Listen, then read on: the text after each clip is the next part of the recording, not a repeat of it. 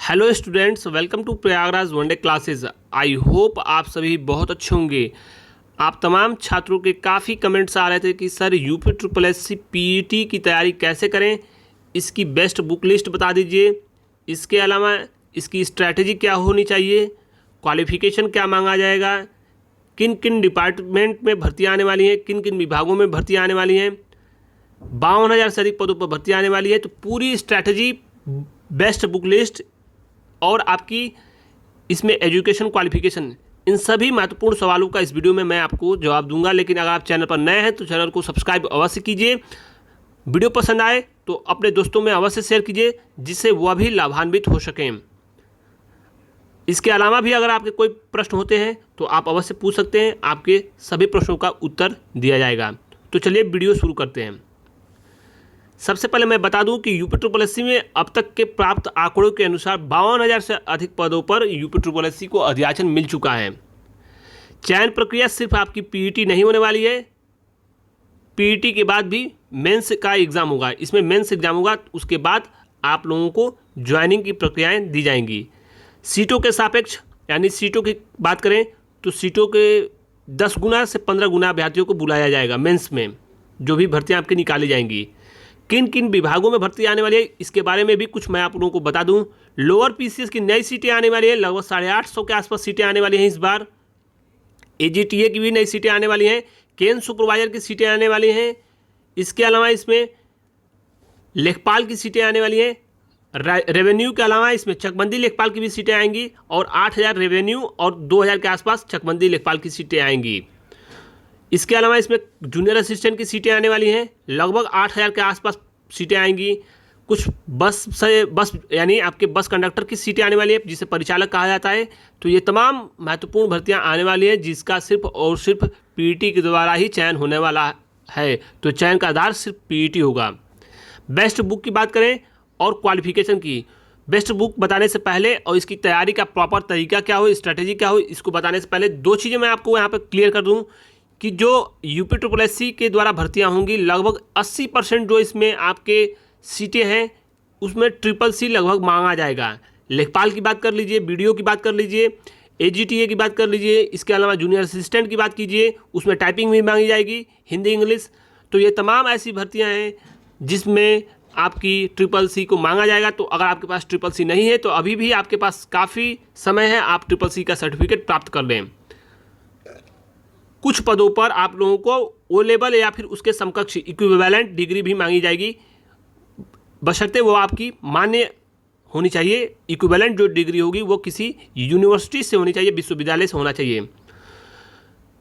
जैसे एएसओ की नई भर्ती आएगी, उसमें मांगा जाएगा। इसके अलावा कुछ और पदों पर मांगा जा सकता है, लेकिन आप ट्रिपल सी को अवश्य प्राप्त कर लीजिए। तो यह रही एजुकेशन क्वालिफिकेशन की बात। इसके अलावा सबसे महत्वपूर्ण चीज़, इसकी तैयारी का प्रॉपर तरीका क्या हो, स्ट्रैटेजी क्या हो, बेस्ट बुक कौन सी है, तो चलिए जानते हैं। सबसे पहले मैं आपको जीएस की बात करूंगा। जीएस के लिए लूसेंट आमतौर पर सभी छात्र पढ़ते हैं, लेकिन आपको लूसेंट बेहतरीन तरीके से पढ़ना है। लूसेंट आपके लिए सिर्फ सफिशियंट नहीं रहेगा, क्योंकि इस बार जीएस का वेटेज काफ़ी ज़्यादा है। जो लड़के जीएस में परफॉर्मेंस जिनकी अच्छी रहेगी उन्हीं का स्कोर ज़्यादा अच्छा होगा और वही एलिजिबल होंगे, क्योंकि जो आपकी सीटें निकाली जाएंगी उसमें सिर्फ 10 से 15 गुना अभ्यर्थियों को बुलाया जाएगा। तो जीएस आपके लिए काफ़ी महत्वपूर्ण रहने वाला है। जीएस के लिए मैं जो चीज़ें बता रहा हूँ, आप जीएस में सिर्फ उतना कर लीजिए, और काफ़ी सीमित चीज़ें मैं बता रहा हूँ, सेलेक्टिव चीज़ें बता रहा हूँ, आपका चयन अवश्य हो जाएगा और काफ़ी आप अच्छा स्कोर करेंगे।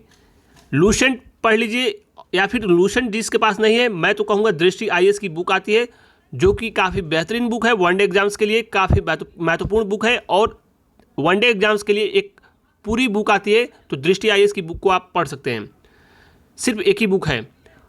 इसके अलावा इसमें आपको साइंस के लिए अलग से पढ़ना पड़ेगा, स्पीडी की बुक, जो कि रेलवे की परीक्षाओं में पूछी जाती है और यूपी ट्रिपल एस सी के लिए काफ़ी महत्वपूर्ण है और सफिशियंट भी रहेगा। तो स्पीडी की बुक को भी आपको पढ़ना पड़ेगा।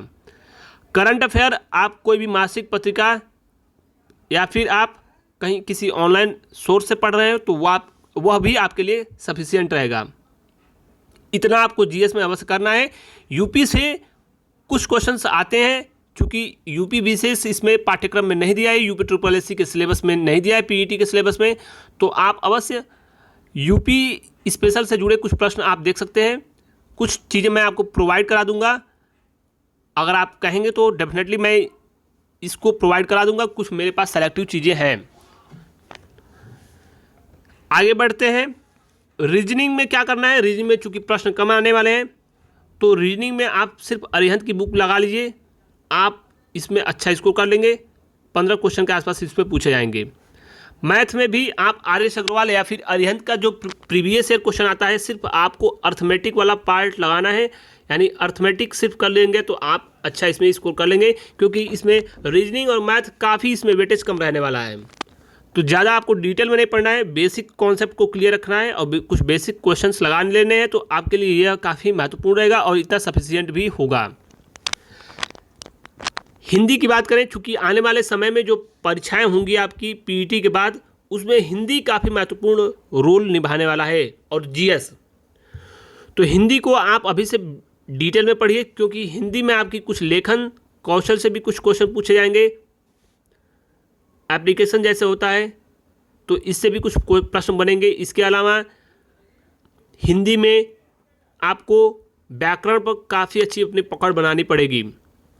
तो हिंदी के लिए अगर आपके पास आदित्य की बुक है तो आप अवश्य सबसे पहले यूपी ट्रिपल एससी के लिए आदित्य काफ़ी सफिशियंट रहेगा और महत्वपूर्ण बुक है। लेकिन सिर्फ आपको या प्रैक्टिस के लिए आपके लिए काफ़ी महत्वपूर्ण है। जैसे आपको तद्भव, तत्सम, पर्यायवाची, विलोम, अनेकार्थी, ये चीज़ें आपकी सभी चीज़ें कवर हो जाएंगी आपके आदित्य से। लेकिन व्याकरण के लिए आपको कहीं ना कहीं डिटेल में ऑनलाइन सोर्सेज से या फिर आपके पास अगर नोट्स हो तो आपको उन चीज़ों से पढ़ना पड़ेगा। मेरे पास हिंदी के लिए लगभग 160 पेज की बुक है। बुक कहेंगे क्या, पीडीएफ आप कहिए, नोट्स है आप मेरे पास, मैं अगर आप कहेंगे तो प्रोवाइड करा दूंगा, बिल्कुल निःशुल्क मैं आपको देने वाला हूं। और आप इसका पीडीएफ का जेरॉक्स निकाल कर आप इसे पढ़ सकते हैं और काफ़ी डिटेल में चीज़ें दी गई हैं। आपको कहीं इधर उधर भटकने की आवश्यकता नहीं है, या फिर आप घटा चक्र की बुक को पढ़ सकते हैं और डिटेल में चीज़ें काफ़ी घटा चक्र में भी दी हुई हैं।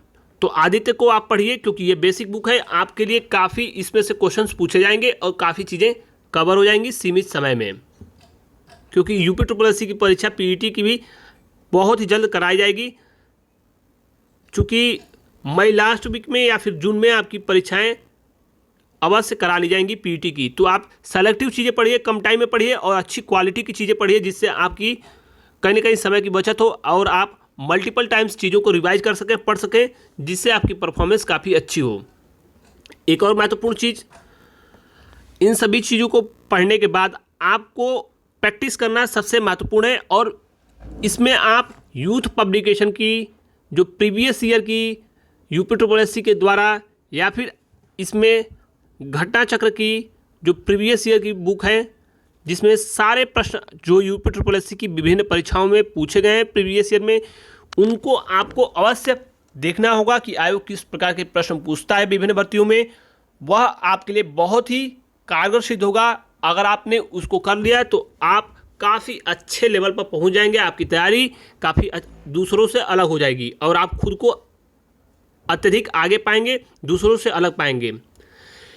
अगर आपने इन सभी चीज़ों को कर लिया तो अब आपकी तैयारी बिल्कुल पूर्ण हो चुकी है और अब आप पेपर के लिए तैयार हो जाएंगे। लेकिन आपको अब ऑनलाइन टेस्ट देना होगा या फिर आप ऑफलाइन टेस्ट भी दे सकते हैं, जिससे आपको पूरा आपका स्कोर कितना हो पा रहा है, कौन सा सेक्शन आपका कमज़ोर है, किस पर अतिरिक्त कार्य करने की आवश्यकता है, ये तमाम चीज़ें आप खुद से एनालिसिस कर पाएंगे और आप अवश्य दूसरे छात्रों से अलग रहेंगे।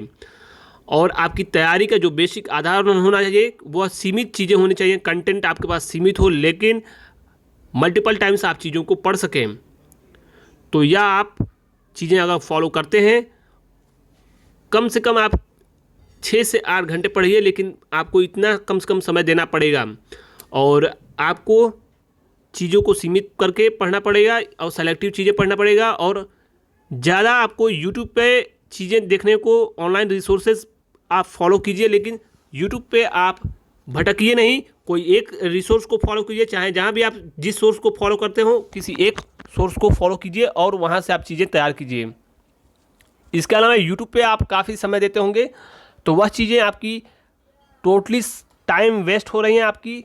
यूट्यूब पे आप सिर्फ अपनी सीमित चीज़ें देखिए और आप सोशल मीडिया से जितना दूर रह सकते हैं उतना दूर रहिए।